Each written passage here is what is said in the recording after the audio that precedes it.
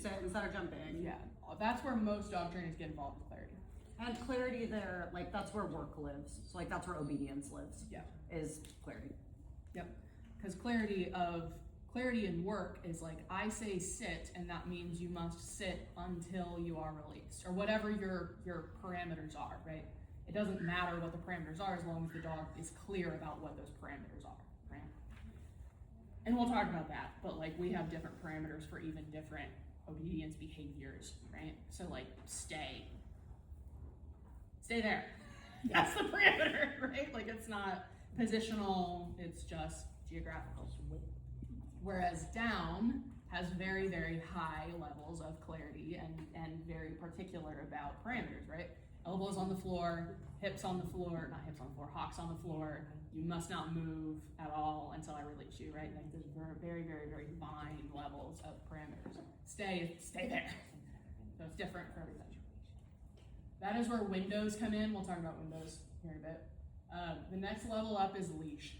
The leash is incredibly frustrating to a dog, usually.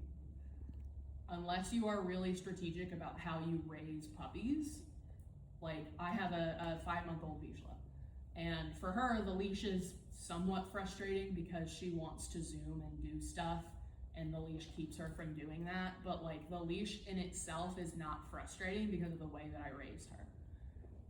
The difference, the reason that the leash has its own level on this layered trust model is that we don't typically empathize with dogs when it comes to their frustration with the leash.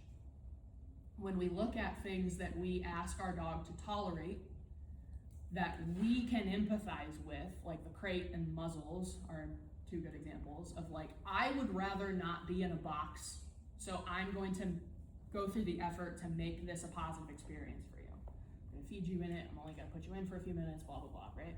Muzzles, same thing. I would rather not have this fucking thing on my face, right? So I'm going to go through and make it very positive, right? Like I'm gonna go through and I'm not, and the thing is, like, if you ever are in a situation where you have to put the dog in a crate before they're prepared, or you have to cram the muzzle on their face before they're prepared, you forgive them for being frustrated by it, right? You don't go, why are you being a problem when they're, right? You're like, yeah, that sucks, I understand. But we don't do that with leashes, right? So like, let's do this. Who doesn't have a dog and wants to be my volunteer? Cool. All right, so come with me here. We're gonna go walk that direction, and we're gonna pretend that we're walking in the woods and we're going hiking together. Right? Okay. I'm gonna lag behind you, and you tell me when you start to feel socially disconnected. Okay. Like pretend we're say walking. Am I the dog or the human? You're a human. Okay. I'm also a human. Okay. Just for clarity's sake. That's fair. No, that's true. Yeah.